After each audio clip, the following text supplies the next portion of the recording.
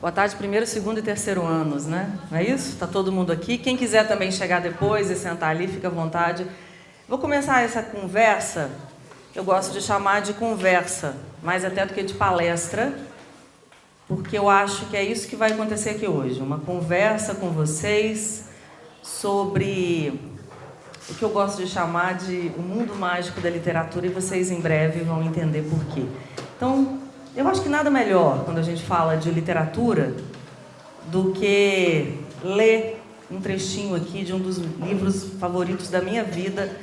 Eu espero que todos vocês tenham o seu, um livro para chamar de seu. Esse aqui é de um escritor alemão chamado Hermann Hesse, que se chama Demian. É o nome desse personagem fabuloso que está aqui dentro. Um garoto da idade de vocês, mais ou menos, cheio de dúvidas, de conflitos no seu caminho de autoconhecimento. Antes de ler o livro, o trechinho do livro, não se preocupem, eu vou ler a dedicatória. Esse é um livro que eu comprei para minha filha quando ela fez 17 anos. Ela está no ensino médio, como vocês.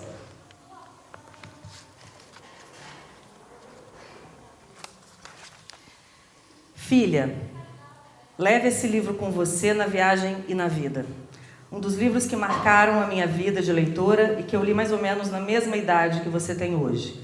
Demian é sobre a busca humana pelo autoconhecimento e liberdade, e revela como os dois, autoconhecimento e liberdade, são indissociáveis.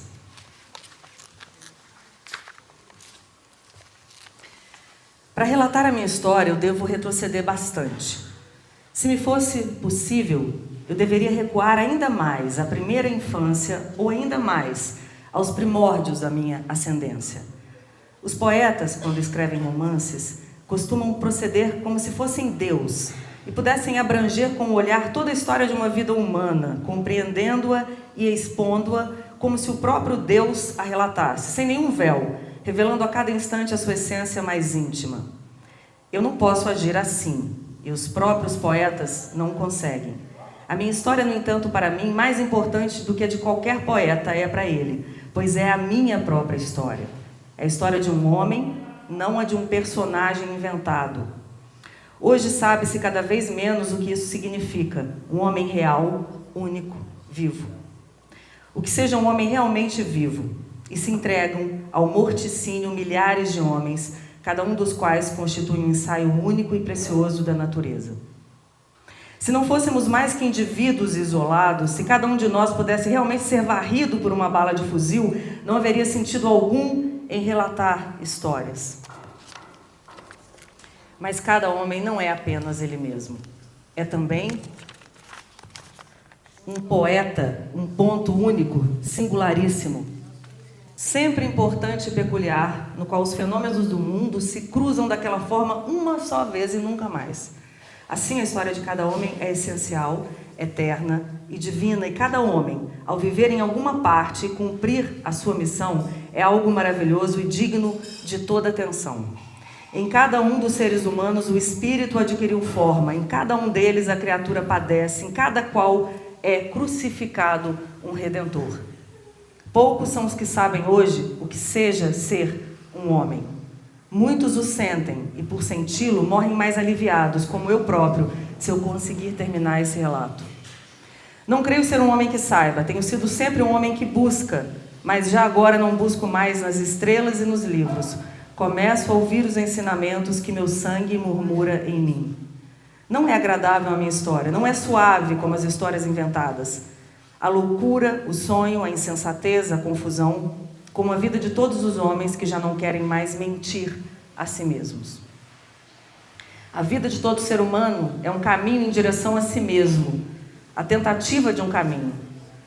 Homem algum chegou a ser completamente ele mesmo, mas todos aspiram a sê-lo. Todos levam consigo até o fim viscosidades e cascas de ovo de um mundo primitivo. Há os que não chegam jamais a ser homens e continuam sendo rãs, lagartos ou formigas. Outros que são metade homem e metade peixes, mas cada um deles é um impulso da natureza em direção ao ser. Todos temos origens comuns, as mães. Todos proviemos do mesmo abismo, mas cada um é resultado de uma tentativa ou de um impulso desde o fundo. Assim é que podemos entender-nos uns aos outros, mas somente a si mesmo pode cada um se interpretar. Hermann Hesse. Bom, sejam bem-vindos. Como eu disse, esse é um dos meus livros favoritos, um dos primeiros livros que eu li na minha vida de estudante ainda e que me marcou eternamente. Até hoje eu fico até emocionada em ler. E é como eu disse, essa conversa hoje é uma tentativa de abrir para vocês, ou para alguns de vocês, né, as portas, né, desse mundo da literatura, entendendo literatura, língua portuguesa, leitura, não como disciplinas escolares ou acadêmicas, mas como portais, né, verdadeiros portais para conhecimento, fantasia e um imenso poder. O poder de pensar com a cabeça de vocês. Eu acho que essa é a grande... é o que a leitura, né, nos propicia. Poder de pensar de um outro jeito.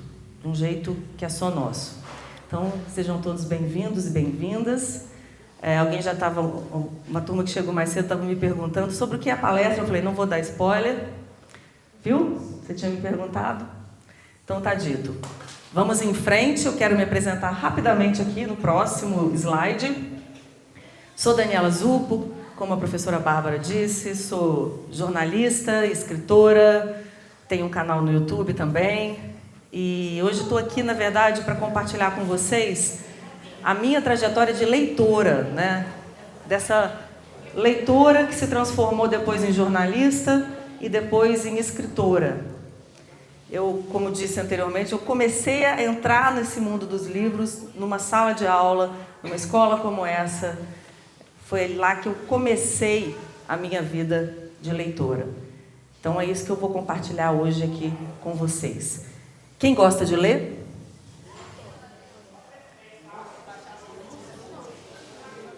Pelos meus cálculos aqui, a gente está em torno de 10, né? Então, o meu desafio hoje, além de tirar vocês da bola ali do futebol, é de ampliar um pouquinho esses dedos aí até o final da nossa conversa, tá bom? Vamos lá. Próximo slide, por favor. Alguém conhece essa coleção? Para Gostar de Ler? É porque você é da minha geração, né, amiga? Pois é. Bom, isso foi uma coleção de livros que surgiu no final da década de 70 e é uma história bem legal. Ela surgiu, na verdade, especificamente em 1977, durante uma conversa entre um poeta, o Afonso Romano de Santana, não sei se vocês conhecem, se não conhecem, é um grande poeta, e o Jiro Tamahashi, que era um editor de uma grande editora brasileira. E um dia o Afonso ligou para o Tamahashi, os dois estavam lá conversando, e eles começaram a falar do Rubem Braga. Rubem Braga, alguém conhece? É um cronista brasileiro muito importante. Foi sempre muito utilizado em sala de aula pelos professores. A crônica, como vocês sabem, é um gênero literário que vem das publicações nos jornais. Hoje a gente quase não tem mais jornais impressos em papel, mas é lá que surge a crônica brasileira e surge como um texto curto, escrito em jornal, sobre qualquer detalhe do cotidiano. A gente tem no Brasil grandes cronistas e o Rubem Braga é um desses. E aí o Afonso ligou para o Tamahashi, os dois estavam lá conversando, e eles disseram assim: por que o Rubem Braga, que é um cronista, um escritor tão lido em sala de aula, por que ele não vende? Ou seja, por que os livros, né, do Rubem Braga não vendiam nas livrarias? Nós estamos falando de 1977, tá bom, gente? Não existia internet, vamos contextualizar aqui para vocês. E aí eles tiveram essa ideia louca, maluca, ousada, de lançar uma coleção de cronistas chamada Para Gostar de Ler, em que o Rubem Braga era um dos escritores. Bom, resumo dessa história é o seguinte: essa coleção foi um sucesso. Ao primeiro volume se sucederam mais 45, e essa coleção, uma ideia ousada, como eu disse, se transformou num fenômeno editorial brasileiro. Muita gente, assim como eu, descobriu a literatura na escola através dessa coleção, Para Gostar de Ler. É só passar a próxima slide, por favor. Então eu faço essa pergunta para vocês, pegando o gancho, né, dessa coleção que se chamava, que não existe mais infelizmente, né, que formou toda uma geração de leitores. Será que é possível para vocês, eu pergunto para vocês que não levantaram a mão quando eu fiz a pergunta anterior, será que é possível a gente aprender a gostar de ler? Quem acha que sim, levanta a mão. E vocês levantaram a mão antes? Não, né? Ou seja, então a gente ainda tem uma chance de conversa aqui, certo? Bom, eu vou responder essa pergunta no final da nossa conversa, tá bom? Próximo slide, por favor. Eu vou contar então, vou retroceder aqui e vou contar como começou a minha vida de leitora. Quem conhece esse cara? Vinícius de Moraes. Oi? Lá atrás, alguém também. Pois é, eu conhecia...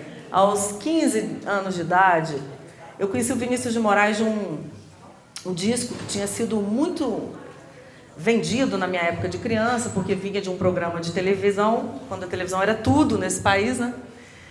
Que é o Arca de Noé. Eram canções, né, poemas do Vinícius de Moraes que foram musicados para esse especial de televisão e, posteriormente, se transformou num álbum. Bom, um belo dia, o meu professor de literatura do primeiro ano falou assim: quero um trabalho sobre sonetos. Alguém aqui sabe o que são sonetos? São poemas com uma determinada métrica. Bom, eu cheguei em casa, não existia internet de novo, estamos em 1980 e sei lá, porque eu não consigo fazer a conta de cabeça, mas eu tinha 15 anos de idade. E qual era a alternativa que eu tinha na idade de vocês para descobrir a literatura, para descobrir os benditos sonetos nos livros? Oi? Como? Lembra que não tem internet, amiga, nesse momento da vida. Livros! Muito bem! Parabéns! Palma de salvas pro colega! Aê! Muito bem! Pois é, lá fui eu atrás dos livros. E para minha sorte, meu amigo, o meu pai tinha uma pequena biblioteca em casa. Então eu descobri, era um livro verde, duro, de capa dura, foi fácil achá-lo no meio dos outros livros do papai, Antologia Poética Vinícius de Moraes. Antologia Poética nada mais é do que um livro que reúne poemas de vários outros livros num livro só. Peguei o livro e ali, soneto, meu amigo, era mato, né? Vinícius de Moraes era um grande poeta e se dedicou muito aos sonetos. Quem aqui conhece o soneto de separação? Não? Eu sabia de cor, mas não vou lembrar agora. Procurem, tenho certeza que muitos de vocês conhecem. Bom, o fato é que eu peguei aqueles poemas do Vinícius de Moraes e apresentei para o professor Gonzaga. E qual não foi a minha surpresa quando eu me deparei absolutamente encantada com a poesia do Vinícius de Moraes. Eu nunca tinha lido poesia, eu tinha 15 anos de idade. Obviamente eu tinha ouvido falar, mas diante daquela poesia, eu tive uma epifania, assim, uma revelação mesmo. Quem aqui tem uma banda de rock ou uma banda de qualquer coisa favorita? Só? Vocês estão precisando ouvir música, gente. Só isso? Bom, mas então vocês que levantaram a mão, vocês devem se lembrar muito bem da primeira vez que vocês escutaram essa banda. A primeira música, a primeira vez. Foi mais ou menos a minha relação. E provavelmente teve a ver com o som da banda, mas teve a ver com alguma coisa que aquelas pessoas estavam dizendo, que disse alguma coisa para vocês diretamente. E aí, aquilo ali fez com que aquela banda se transformasse na banda favorita em algum momento da vida, né? Foi assim com a poesia do Vinícius de Moraes para mim. Eu descobri através da poesia que dava para dizer, e isso tem muito a ver com as bandas, né, que a gente gosta, eu descobri que tinha um jeito da gente falar das coisas da vida, das coisas do mundo, de um outro jeito. Um jeito menos óbvio, um jeito menos chato, um jeito menos bobo. Foi assim que a poesia entrou na minha vida. E aí, quando eu entreguei o trabalho para o professor Gonzaga sacou que tinha ali uma pessoa interessada, né, que tinha reunido tudo de um mesmo autor, ele não tinha pedido isso. E aí ele me falou, vem cá, você gosta de poesia? Falei, não sei. E ele começou a me aplicar em outros poetas. Então, foi ali que eu saquei que a poesia era uma coisa que não ia sair nunca mais da minha vida. Eu devo muito a uma sala de aula, eu devo muito a um professor Gonzaga. E é por isso que eu acho que o papel da escola, ainda hoje, em tempos de internet, e onde vocês podem encontrar tantas coisas, é fundamental. É nesse espaço que, praticamente para todo mundo, começa essa relação com a literatura.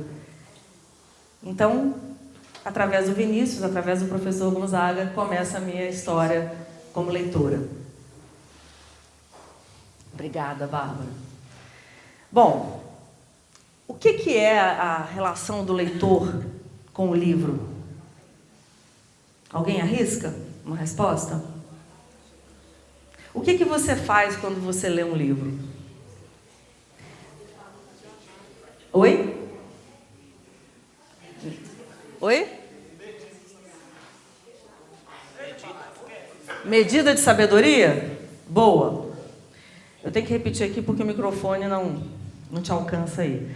Pois é, para mim é uma relação entre a voz de alguém que fala, um autor ou uma autora, e alguém que escuta, o leitor ou a leitora.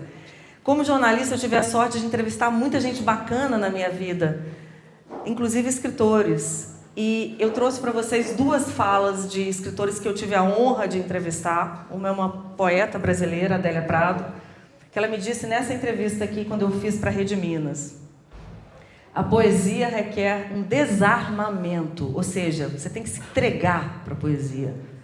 Não dá para ficar meia boca ali. Ela não é um fenômeno acadêmico. Ela requer essa escuta que fala de uma entrega ao que você não compreende. E o Mia Couto, que é um escritor angolano, moçambicano, me ensinou. Angolano ou moçambicano? Agora me deu um branco. Alguém dá um Google aí, que eu sei que vocês estão com o celular na mão. Ninguém me ajuda. E o Mia Couto me ensinou: um escritor precisa descobrir a sua voz. Anos depois, eu tive a sorte do Mia Couto, maravilhoso, um dos autores que, se vocês nunca leram, leiam, porque ele é de virar a cabeça da gente, simplesmente. Eu tive a honra dele escrever a 4ª capa do meu primeiro livro. A literatura é essa relação entre alguém, uma voz que fala, e a escuta de um leitor. Mas a literatura, cada livro acontece dentro de cada um de nós. Isso é um dos poderes mágicos da literatura. Mas é preciso silenciar. É preciso ouvir o que cada leitor, o que cada autor ou autora tem a dizer. E está difícil ficar calado no mundo de hoje, né? Está difícil ficar em silêncio, né, gente? E esse é um dos espaços que a literatura promove, né? Porque quando a gente silencia, quando a gente ousa ficar em silêncio e ouvir os nossos pensamentos, a gente entra nesse mundo de dentro e ninguém sai o mesmo. Demian não saiu, eu não saí, vocês não sairão. E aí eu comecei com a poesia, mas fui descobrindo que eu não tinha nem que ler só os livros que a escola me recomendava, era só o começo da aventura, e que eu podia ler biografia, filosofia, romance, ficção, fantasia, terror, enfim. Literatura é tudo isso, né? Em todos esses gêneros literários, a gente tem a mesma aventura, que é a aventura do pensamento e da imaginação. Nenhum leitor é o mesmo. Portanto, nenhum livro é o mesmo. O livro é de quem lê. Eu falo isso como autora, como escritora. Meu livro não é meu livro é de cada um que o lê. E é maravilhoso que seja assim, né? Trouxe a frase de um autor, que esse eu tenho certeza que vocês já ouviram falar aqui na escola, que é o Machado de Assis. Por favor, levantem a mão, quem já ouviu falar. Pois é, Machado de Assis dizia assim, ó: a literatura nos ajuda a compreender a complexidade da condição humana e a refletir sobre questões universais. Ou seja, é uma arma poderosíssima, né? Para a gente se colocar na vida, para a gente ser alguém, para a gente crescer, para a gente virar gente. A literatura é um caminho muito mais fácil do que vocês imaginam. E aí eu trouxe esse livro, que eu tenho certeza que todo mundo também aqui já ouviu falar, ou quase todo mundo, ou provavelmente todo mundo, Dom Casmurro. Eu escolhi essa capa, que é a capa, bom, esse livro tem trocentas milhões de edições, essa é a minha capa favorita, que eu, apesar de antiga, eu acho uma capa bem gótica, assim, bem legal. Esse livro foi escrito em 1889, é um clássico até hoje nas escolas, nas estantes, nas livrarias. Alguém aqui arrisca dizer por quê? Um livro escrito em 1889, uma ficção, um romance, continua um clássico, continua fazendo sentido. Imagina você como autor, você, escrevendo um livro hoje em 2024. Será que esse livro resistiria a 2044, 2054, ou ele ficar um livro superado? Então imagina, a gente está falando de um livro que tem mais de um século, muito mais de um século, e continua sendo lido, atual e pertinente, provocador. Para quem não sabe, eu vou contar a história. Esse cara aqui, ó, alguém leu o Dom Casmurro aqui, gente? Ninguém? Tá. É a história do Bentinho. Bentinho é um livro narrado em primeira pessoa, ou seja, o Bentinho é o narrador dessa história. Bentinho tem uma esposa maravilhosa chamada Capitu, que ele ama de paixão. Ele conhece a Capitu quando ele é criança, os dois são amigos de infância e, no final das contas, eles acabam se apaixonando, se casando. E o Bentinho, o livro conta a história da vida do Bentinho, do início da infância dele até a velhice, quando ele já está consumido por dúvidas. Eu não vou dar spoiler não, tá? Não vou estragar isso todo mundo sabe, geralmente, quando a gente fala em Dom Casmurro. O Bentinho está ali, é um cara extremamente em conflito. Ele achava que queria ser padre, mas não. Ele ama a Capitu, mas desconfia da traição. Ele acha que a Capitu traiu com seu melhor amigo, que é o Escobar. E ele fica ali consumido em dúvidas. Ao mesmo tempo que ele tem raiva, ciúme dessa mulher, ele se sente culpado por sentir, por desconfiar dela, por duvidar da fidelidade dela. Estamos falando de uma época da monogamia, né, gente? Claro, né? Não era a época do poliamor. E por que esse livro é tão bacana? Por que esse livro é tão interessante? Porque você termina o livro sem saber, agora eu vou dar um spoilerzinho, sem saber se Capitu traiu ou não traiu o Bentinho. Já imaginou? Você chegar no final do livro e não descobrir se aquilo aconteceu? E por que vocês acham que o Machado de Assis faz isso? Suspense. Mas aí, ótima resposta. Mas aí, concorda comigo que se fosse só um suspense, no finalzinho ele ia te revelar ali aquele... Eu já vi leitor que enrola. Escritor que enrola. Eu já li um livro que realmente a gente queria uma coisa, 5 livros. Ah, mas aí você está falando de uma saga, né? Quer dizer, o autor não te entrega porque ele quer que você compre o próximo livro, né? É quase uma estratégia de marketing, né? Realmente o próprio mistério. Mas um mistério para te segurar para você comprar o volume 2, e depois o 3, e depois o 4, e assim ele vai capturando a atenção do leitor, certíssimo. Mas no caso do Machado de Assis, talvez porque ele é de um tempo anterior ao marketing, a ideia dele era outra. A ideia dele era o seguinte, eu estou dizendo, né, que a ideia dele provavelmente era essa. Eu e alguns críticos aí ao longo dos tempos. Na verdade, o que o Machado de Assis quer é que o leitor, cada leitor, dê a sua resposta. Ele quer que você viva os conflitos que o Bentinho viveu. Ele quer que você... Para você traiu. Para mim não traiu, tá vendo? Aí, ó. 2 pessoas, 2 votos distintos. Oi? Traiu sim, você leu? Tá vendo? Eu 2 contra 1. E discuti com a minha prima. E a minha opinião e a dela que ele traiu. Gente, eu sou minoria aqui, hein? Só eu que não achei. Eu não estou defendendo a Capitu. Você também? Você também acha que não? Vocês estão aí caladinhos na hora que eu perguntei se alguém leu uma... Ninguém levantou a mão, hein, seus danados? Agora eu estou descobrindo. Chama, como que é o nome mesmo? O quê? Medo de falar. Medo de timidez. Começar alguma coisa, são tímidos. Aí quando começa, vai enrolar. Aí não para. Assim que é bom. Não, a liberdade é toda. Eu falei que era uma conversa. Tá todo mundo liberado para falar. Viu, gente? Não tenho medo de errar, não tem resposta certa e resposta errada aqui, não. A gente está conversando. Tá vendo? Só eu e você, dos 5 aqui desse lado, que leram Dom Casmurro, só nós achamos que Capitu não traiu o Bentinho.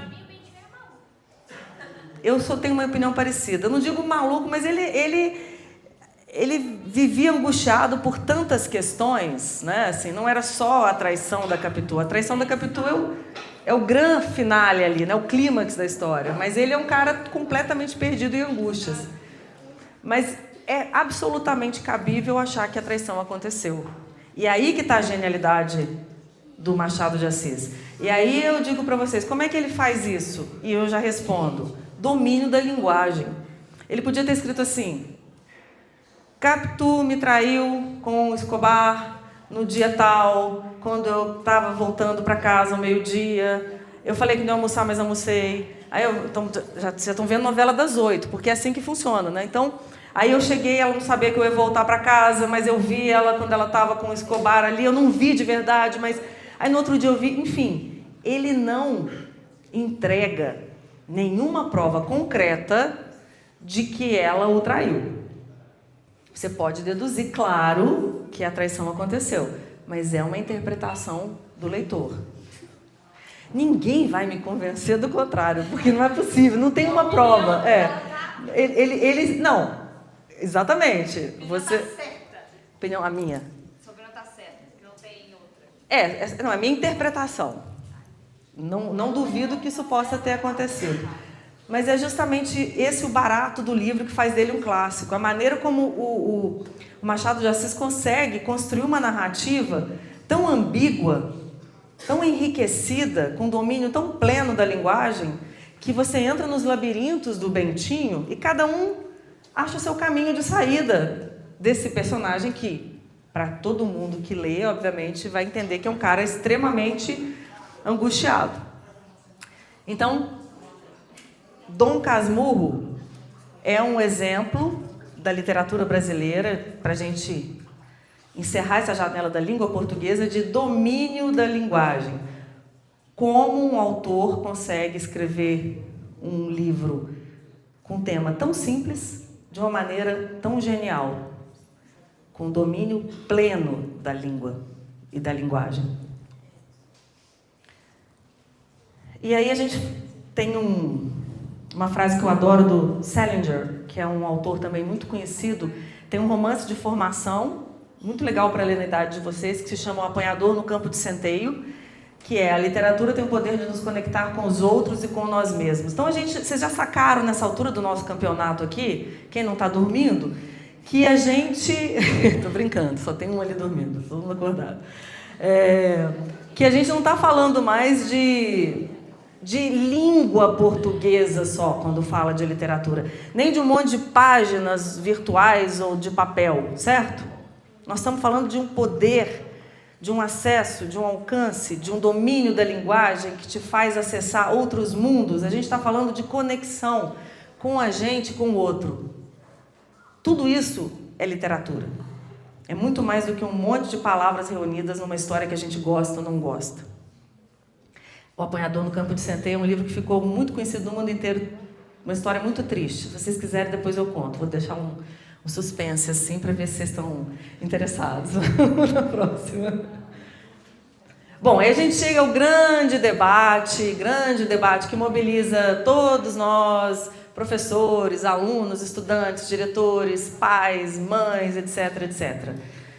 Como competir? Como é que a leitura, gente, pode competir com esse mundo digital?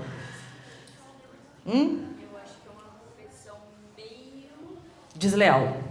Você acha que é uma competição meio desleal, né? Não só isso, desbalanceada, porque a leitura, muita gente, mesmo principalmente adolescente, não acha a leitura uma coisa interessante para fazer. E comparado com o celular, com a internet, alguma coisa, mesmo que há livros igual os e-books que podem ser lidos, mesmo assim, eu acho que todo mundo, acho que pelo menos aqui, enquanto você está falando dessa palestra, pelo menos uns 5 no telefone. Tem 5 no telefone, acho que tem até mais. A minha esperança é que alguns deles estejam só me googlando e me seguindo no Instagram, tá? Daniela Zupo, quem que já tá aí com o celular na mão, aproveita se você está gostando da conversa, me segue. Eu sempre fico nessa esperança quando eu estou fazendo palestra e tá todo mundo no celular, sabe? Então, a esperança é a última que morre, né? Mas, realmente, é a dificuldade de uma atenção concentrada. Então, você está dizendo que a grande dificuldade hoje dessa concorrência é a leitura conseguir atrair a atenção de um mundo que está absolutamente distraído, enfim, se você tem um celular na mão, e quase todo mundo tem um celular na mão, você vai ser convocado, né? Com a notificação do WhatsApp, do Instagram, enfim, com tanto de aplicativo que vocês têm no celular, é praticamente impossível ficar 2 segundos sem uma notificação. Então, é verdade. Como é que a leitura pode competir em tempos de celular e redes sociais? Eu digo o seguinte, eu sou uma otimista. Você tem os pessimistas e os otimistas nessa história, né? Eu acho que, por um lado, a gente tem sim, como você diz, desculpa seu nome? Bia. A gente tem sim uma distração constante, né? Como você falou. E isso gera uma ansiedade, uma falta de concentração que é crônica hoje em dia. E não estamos falando só de adolescentes, a gente está falando de adultos também que estão muito desconectados de si mesmos, de tudo que está acontecendo, em função dessa relação absolutamente viciante e viciada, né, com os nossos celulares. Por outro lado, vem a minha parte otimista, para dizer assim, a gente tem uma biblioteca. Presta atenção, gente. Agora todo mundo, mesmo quem está no celular, eu quero 10 segundos da atenção de vocês. Vocês têm uma biblioteca na palma da mão, que vocês não estão usando. Vocês não estão entrando nessa biblioteca. Tem um poder que vocês estão ao qual vocês estão renunciando. Poder de pensar, poder de exercitar uma reflexão crítica sobre tudo o que acontece, poder da imaginação, poder de descobrir caminhos que vocês nem imaginavam nessa biblioteca que vocês têm na palma da mão e que a gente quase sempre fica olhando a vida dos outros, né? É um desperdício, gente. Essa é a minha visão otimista. A gente tem informação na palma da mão e ninguém precisa ficar entediado nesse mundo de hoje.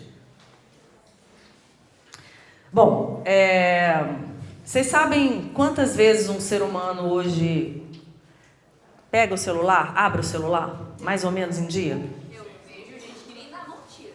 Que nem da mão tira, mas não tira da mão, mas também não consegue, nem se quiser, né? Olhar o tempo inteiro, porque você tem que tomar banho, você tem que ir para isso, tem umas coisas... Mas eu acho que, tipo assim, eu acho que pelo menos por mês a pessoa deve pegar entre 20 e 10 vezes o celular por dia.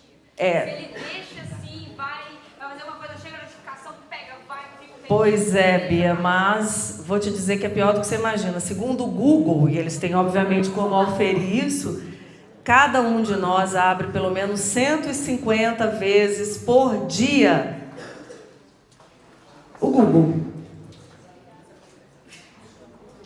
Ou seja, eu estou falando aqui de 150 chances que a gente tem de acessar alguma coisa legal, interessante para a gente ler. São 150 oportunidades de leitura, seja ela qual for, porque eu acho que o importante é começar. Né? Então, eu acho que a gente tem, como você falou anteriormente, né? A gente tem nas redes sociais, até no TikTok, né? A gente sabe que hoje o TikTok é uma plataforma de recomendação de livros. Tem livros que são lidos porque alguém resenhou, né? Como é que chama isso? Book Talks. Então a gente tem ali uma oportunidade de ler também. Clubes de leitura, enfim. Eu não acho, isso tudo é para dizer o seguinte, eu não acho que são, que a gente está falando de inimigos, né? A gente não está falando que o celular, que as redes sociais são inimigos da leitura. Eu acho que a gente está falando de um excesso que precisa ser controlado. Mas é nesse mesmo celular que tem um caminho potente para informação e também para leitura. Inclusive, como você falou, e-books, né? Próximo, por favor. Bom, então eu vou perguntar para vocês, o que vocês acham que a leitura trouxe para a minha vida ou pode trazer para a vida de vocês? Sem ler ali. Hã? Profissão? Alguém disse? Desculpa, não vi. Profissão? Mas em que sentido? Assim, para você escolher a sua profissão ou para você ser um profissional melhor? Concordo. Quem lê, fala melhor, gente. Isso aí não adianta. Quem lê desenvolve o poder de se comunicar. Quem lê, conversa melhor. Quem lê, desenvolve vocabulário. E aí, o que você falou, como é que é seu nome? Igor. O que o Igor falou está absolutamente certo. Porque quando você domina a linguagem, quando você sabe falar, quando você sabe se expressar, você acha que você tem menos chance ou mais chance numa entrevista de emprego? Se você chegar lá repetindo 20 vezes a mesma palavra numa conversa de 1 minuto e alguém conseguir se expressar com um pouco mais de elegância, quem vocês acham que leva melhor? Hein, velho? A gente tem que aprender a adequar a linguagem. E a gente só consegue adequar a linguagem quando a gente sabe falar. Senão não tem adequação possível, você só tem um texto. Você fala sempre a mesma coisa do mesmo jeito. Então, quem lê, fala melhor, escreve melhor, vai se dar melhor em muitas profissões, de fato. Quem lê, aprende a pensar sozinho. Você deixa de ser gado, você deixa de ser manada, mas você pode ser manada a vida inteira. Se você quiser, você pode ser o bobão do rolê, né? Você pode ser aquele que todo mundo te convence, que você cai em todas as fake news, etc, etc. Né? É uma escolha, gente. A gente tem que aprender que a vida oferece escolhas o tempo todo. Vocês estão escolhendo o tempo inteiro sem saber, ou sem se conscientizar de que estão. Quem lê se desloca para outras realidades. Eu acho isso aqui tão legal, porque quando a gente lê sobre a vida de um sujeito lá no sertão nordestino, ou numa vila na Europa distante, ou no interior da China, a gente tem a oportunidade de desenvolver um negócio importantíssimo que vocês ouvem falar, e talvez não sei em que medida a gente hoje em dia entende o que é empatia. Eu não preciso ser como você, nem viver a sua realidade, o seu contexto social, para ter empatia por você. E isso, a viagem da literatura permite, porque a gente vai para lá e para cá, entra na pele dos outros, sem perceber. Próximo, por favor. Bom, aí para a turma do terceirão, né? Quem lê faz uma boa redação no Enem. Fato. Ninguém vai discutir isso comigo, desculpa. Quem não lê não vai fazer uma boa redação no Enem com tanta facilidade. A gente tem talentos inatos para a escrita. Mas para todo mundo que está no terceirão não é tarde. A gente tem 6 meses, né? Aí pela frente é uma chance real de você fazer uma boa redação. E quem faz uma boa redação, independentemente de Enem, né, gente? Quem sabe escrever, a gente volta lá na primeira. Bom, quem lê expande horizontes intelectuais. Então, leitura é fonte de conhecimento. E, por último, mas não menos importante, quem lê viaja para outros mundos. Ler é gostoso, é legal, é prazeroso, é uma aventura bacana. Só que tem que começar para entender e para descobrir. Eu acho que são muitas as coisas que a leitura trouxe para a minha vida, olhando assim, né? Bom, volto àquela pergunta que eu fiz no início. A gente pode aprender a gostar de ler? Alguém mais vai levantar além daqueles? Por favor, não me decepcionem. Hein? A gente pode aprender a gostar de ler? Pois é, eu acho que sim. Se quiser e... Como é que a gente quer, às vezes? Como é que a gente faz para querer? Oi? Arriscar, esforçar, né? São todos bons verbos. E eu acrescentaria o de vocês assim, se a gente se despir dos nossos preconceitos. Ler é chato. Essa palestra é chata, ler é chata, é tudo chato. Ler é difícil. Não consigo me concentrar, não tem cabeça para ler. Gente, vocês são jovens, vocês têm cabeça para tudo. Não desperdicem a chance de mudar de opinião sobre coisas que vocês nunca tentaram. A leitura é a coisa mais legal e simples do mundo se você começar. Mas ninguém vai te convencer a isso, nem eu. Tô até tentando, mas é só cada um de vocês que é capaz de acreditar nisso e de se aventurar numa experiência. Então, eu acho que aprender a gostar de ler sem se despojar de preconceitos fica difícil. É preciso ir para cima. Bom, então eu convido vocês agora, no final dessa palestra, a abrirem suas mentes e seus corações para adentrar esse maravilhoso mundo da literatura. Como eu disse aqui, tentando resumir agora, né?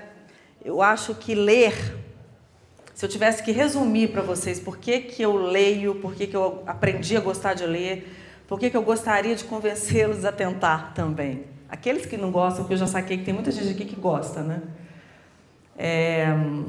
Ler é aprender a visitar esse mundo de dentro.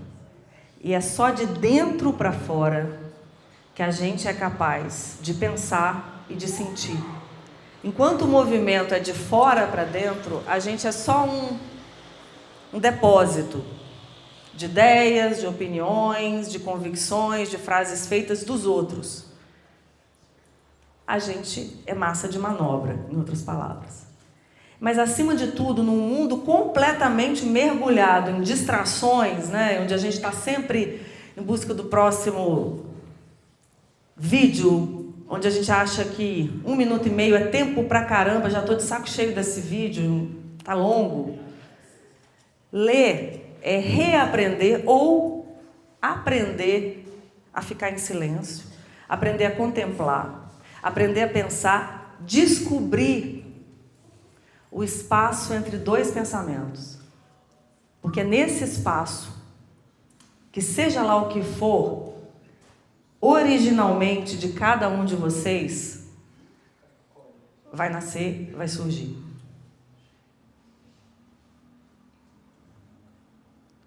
É uma fonte de poder.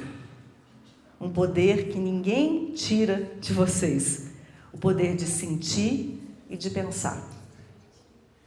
Meu pai foi um homem muito bacana. Eu devo muito a ele. Mas se eu tivesse que resumir a herança do meu pai de uma forma, com uma única palavra, eu diria: meu pai tinha uma biblioteca. E com meu pai, eu aprendi a amar os livros. E isso, ao contrário de todas as outras coisas, talvez, nunca vai me ser tirado. O meu amor pelos livros e por tudo que eles me deram e continuam me dando. Então, convido vocês a simplesmente ler. Muito obrigada.